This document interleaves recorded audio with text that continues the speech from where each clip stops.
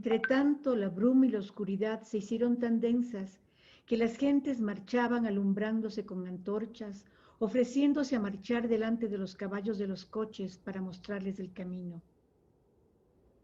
La antigua torre de una iglesia, cuya vieja y estridente campana parecía estar siempre atisbando a Scrooge por una ventana gótica del muro, se hizo invisible, y daba las horas envuelta en las nubes, resonando después con trémulas vibraciones, como si le castañetasen los dientes aquella elevadísima cabeza. El frío se hizo intenso. En la calle Mayor, en la esquina de la calleja, algunos obreros se hallaban reparando los mecheros de gas y habían encendido una gran hoguera, la cual rodeaba un grupo de mendigos y chicuelos, calentándose las manos y guiñando los ojos con delicia ante las llamas. Taponados los sumideros, el agua sobrante se congelaba con rapidez y se convertía en hielo. El resplandor de las tiendas donde las ramas de acebo, cargadas de frutas, brillaban con la luz de las ventanas, ponía tonos dorados en las caras de los transeúntes. Las pollerías y los comercios de comestibles estaban deslumbrantes. Era un glorioso espectáculo ante el cual era casi increíble que los prosaicos principios de ajuste y venta tuvieran algo que hacer. El alcalde de la ciudad, en la fortaleza de la poderosa Mansion House, daba órdenes a sus 50 cocineros y reposteros para celebrar la Navidad de una manera digna de la casa de un alcalde. Y hasta el sastrecillo, que había sido multado con 5 chelines el lunes anterior por estar borracho y sentirse escandaloso en las calles, preparaba en su guardilla la confección del pudín del día siguiente, mientras su flaca esposa iba con el nene a comprar la carne indispensable. Más niebla aún y más frío, frío agudo, penetrante, mordiente. Si el buen Sandalstan hubiera solo rasguñado la nariz del espíritu maligno con un tiempo como aquel, en vez de usar sus armas habituales, en verdad que el diablo habría rugido. El propietario de una naricilla juvenil, roída y mordisqueada por el hambriento frío, como los huesos roídos por los perros, se detuvo ante la puerta de Scrooge para obsequiarle por el ojo de la cerradura con una canción de Navidad. Pero no había hecho más que empezar. Dios os bendiga, alegre caballero, que nada pueda nunca disgustaros. Scrooge cogió la regla con tal decisión que el cantor corrió lleno de miedo, abandonando el ojo de la cerradura a la bruma y a la penetrante helada. Por fin llegó la hora de cerrar el despacho.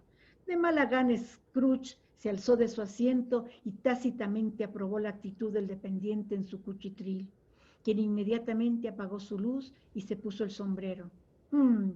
Supongo que necesitaréis todo el día de mañana, dijo Scrooge. Si no hay inconveniente, señor. Pues sí hay inconveniente, dijo Scrooge, y no es justo. Si por ello os descontara media corona, pensaríais que os perjudicaba. Pero, ¿estoy obligado a pagarla? El dependiente sonrió lánguidamente. Sin embargo, dijo Scrooge, ¿no pensáis que me perjudico pagando el sueldo de un día por no trabajar? El dependiente hizo notar que eso ocurría una sola vez al año. Una pobre excusa para morder en el bolsillo de uno todos los días 25 de diciembre, dijo Scrooge, abrochándose el gabán hasta la barba. Pero supongo que es que necesitáis todo el día. Venid lo más temprano posible pasado mañana. El dependiente prometió hacerlo y Scrooge salió gruñendo. Se cerró el despacho en un instante y el dependiente, con los largos extremos de su bufanda blanca colgando hasta más abajo de la cintura, pues no presumía de abrigo, bajó 20 veces un resbaladero de Cornhill al final de una calleja llena de muchachos para celebrar la Nochebuena y luego salió corriendo hacia su casa en Camden Town para jugar a la gallina ciega. Scrooge cenó melancólicamente en su melancólica taberna habitual y después de leer todos los periódicos se entretuvo el resto de la noche con los libros comerciales y se fue a acostar. Ocupaba las habitaciones que habían pertenecido anteriormente a su difunto socio. Eran una serie de cuartos lóbregos en un sombrío edificio al final de una calleja, y en el cual había tan poco movimiento que no se podía menos de imaginar que había llegado allí corriendo cuando era una casa de pocos años, mientras jugaba al escondite con las otras casas, y había olvidado el camino para salir. Era esta entonces bastante vieja y bastante triste. Solo Scrooge vivía en ella, pues los otros cuartos estaban alquilados para oficinas. La calleja era tan oscura que el mismo Scrooge, que la conocía piedra por piedra, se veía obligado a cruzarla a tientas. La niebla y la helada se agolpaban de tal modo ante la negra entrada de la casa que parecía como si el genio del invierno se hallase en triste meditación sentado en el umbral.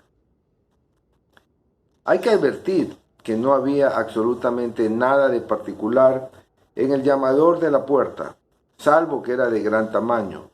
Hay que hacer notar también que Scrooge lo había visto de día y de noche durante toda su residencia en aquel lugar, y también que Scrooge poseía tan poca cantidad de lo que se llama fantasía como cualquier hombre de la ciudad de Londres, aún incluyendo, la frase es algo atrevida, las corporaciones, los miembros del Consejo Municipal y los de los gremios. Ténganse también en cuenta que Scrooge no había dedicado un solo pensamiento a Marley desde que aquella tarde hizo mención de los 7 años transcurridos desde su muerte. Y ahora que me explique alguien, si puede, cómo sucedió que Scrooge, al meter la llave en la cerradura, vio en el llamador, sin mediar ninguna mágica influencia, no un llamador, sino la cara de Marley. ¿La cara de Marley? No era una sombra impenetrable, como los demás objetos de la calleja, pues la rodeaba un medroso fulgor semejante al que presentaría una langosta en mal estado puesta en un sótano oscuro. No aparecía colérico ni feroz, sino que miraba a Scrooge como Marley acostumbraba, con espectrales anteojos levantados hacia la frente espectral. Se agitaban curiosamente sus cabellos, como ante un soplo de aire ardoroso, y sus ojos, aunque se hallaban abiertos por completo, estaban absolutamente inmóviles. Todo eso y su palidez le hacían horrible, pero este horror parecía ajeno a la cara, fuera de su dominio, más bien que una parte de su propia expresión. Cuando Scrooge se puso a considerar atentamente aquel fenómeno, ya el llamador era otra vez un llamador. Decir que no se sintió inquieto o que su sangre no experimentó una terrible sensación desconocida desde la infancia sería mentir, pero llevó la mano a la llave que había abandonado, la hizo girar resueltamente, penetró y encendió una bujía. Se detuvo con vacilación momentánea antes de cerrar la puerta y miró detrás de ella con desconfianza, aguardando casi aterrorizarse a la vista del cabello de Marley, pegado en la parte exterior, pero no había nada sobre la puerta, excepto los tornillos y tuercas que sujetaban al llamador, por lo cual exclamó «¡Bah!» y la cerró de golpe. Resonó el portazo en toda la casa como un trueno. Encima todas las habitaciones y debajo todas las cubas en el sótano del vinatero parecieron poseer estrépito de ecos independientes de la puerta de Scrooge, que no era hombre a quien espantasen los ecos. Sujetó la puerta, cruzó el zaguán y empezó a subir la escalera lentamente. Sin embargo, alumbrando un lado y otro conforme subía. Podéis hablar vagamente de las viejas escaleras de antaño, por las cuales hubiera podido subir fácilmente un coche de 6 caballos o el cortejo de una sesión parlamentaria, pero yo os digo que la escalera de Scrooge era cosa muy diferente. había de subir por ella un coche fúnebre y lo haría con toda facilidad. Había allí suficiente amplitud y para ello, y aún sobraba espacio. Tal es quizás la razón por la cual pensó Scrooge ver una comitiva fúnebre en movimiento delante de él en la oscuridad. Media docena de faroles de gas de las calles no habrían iluminado bastante bien el vestíbulo. Supondréis, pues, que estaba un tanto oscuro con la manera de alumbrar de Scrooge, que siguió subiendo sin preocuparse por ello. La oscuridad es barata y por eso le agradaba a Scrooge. Pero antes de cerrar la pesada puerta, registró las habitaciones para ver si todo estaba en orden. Precisamente deseaba hacerlo, porque persistía en él el recuerdo de aquella cara. La salita, el dormitorio, el cuarto de trastos, todo estaba normal. Nadie debajo de la mesa, nadie debajo del sofá, un poco de lumbre en la rejilla, la cuchara y la jofaina listas y la cacerolita con un cocimiento junto al hogar. Scrooge tenía un resfriado de cabeza. Nadie debajo de la cama, nadie en el gabinete, nadie dentro de la bata que colgaba de la pared en actitud sospechosa. El cuarto de los trastos, como siempre. El viejo guardafuegos, los zapatos viejos, 2 cestas para pescado, el lavabo de 3 patas y un atizador. Enteramente satisfecho, cerró la puerta y echó la llave dándole 2 vueltas, lo cual no era su costumbre. Asegurado así, contra toda sorpresa, se quitó la corbata, se puso la bata, las zapatillas y el gorro de dormir, y se sentó delante del fuego para tomar su cocimiento. Era en verdad un fuego insignificante, nada para noche tan cruda. Se vio obligado a arrimarse a él todo lo posible, cubriéndolo, para poder extraer la más pequeña sensación de calor de tal puñado de combustible. El hogar era viejo, construido por algún comerciante holandés mucho tiempo antes y pavimentado con extraños ladrillos holandeses que representaban escenas de las Escrituras. Había Caínes y Abeles, hijas de Faraón, reinas de Sabá, mensajeros angélicos descendiendo a través del aire sobre nubes que parecían de plumón. Abrahames, Baltasares, apóstoles navegando en mantequilleras, cientos de figuras para atraer la atención. No obstante, aquella cara de Marley, muerto 7 años antes, llegaba como la vara del antiguo profeta y hacía desaparecerlo todo. Si cada uno de los pulidos ladrillos hubiera estado en blanco, con virtud para representar sobre su superficie alguna figura proveniente de los fragmentados pensamientos de Scrooge, habría aparecido una copia de la cabeza del viejo Marley sobre todos ellos. «Paparruchas», dijo Scrooge, y empezó a pasear por la habitación.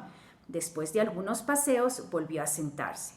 Al recostarse en la silla, su mirada fue a tropezar con una campanilla que no se utilizaba, colgada en la habitación y que comunicaba para algún servicio olvidado con un cuarto del piso más alto del edificio. Con gran admiración y con extraño e inexplicable temor, vio que la campanilla empezaba a oscilar.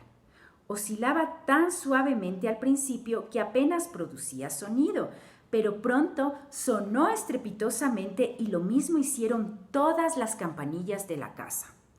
Ello podría durar medio minuto, 1 minuto, mas a Scrooge le pareció 1 hora. Las campanillas, de pronto, dejaron de sonar como habían empezado, todas a la vez. A aquel estrépito siguió un ruido rechinante que venía de la parte más profunda, como si alguien arrastrase una pesada cadena sobre los toneles del sótano del vinatero. Entonces recordó Scrooge haber oído que los espectros que se aparecían en las casas se presentaban arrastrando cadenas. La puerta del sótano se abrió con estrépito y luego se oyó el ruido con mucha mayor claridad en el piso de abajo.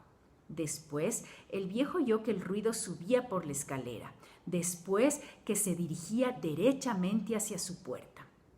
«Paparruchas nada más», dijo Scrooge. «No quiero pensar en ello.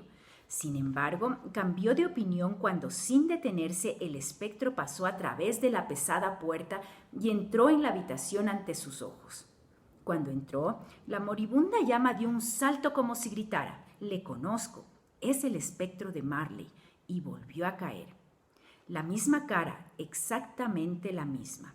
Marley, con sus cabellos erizados, su chaleco habitual, sus estrechos calzones y sus botas, y con su casaca ribeteada. La cadena que arrastraba la llevaba alrededor de la cintura. Era larga y estaba sujeta a él como una cola, y se componía, pues Scrooge lo observó muy de cerca, de cajas de caudales, llaves, candados, libros comerciales, documentos y fuertes bolsillos de acero. Su cuerpo era transparente, de modo que Scrooge, observándole y mirando a través de su chaleco, pudo ver los 2 botones de la parte posterior de la casaca.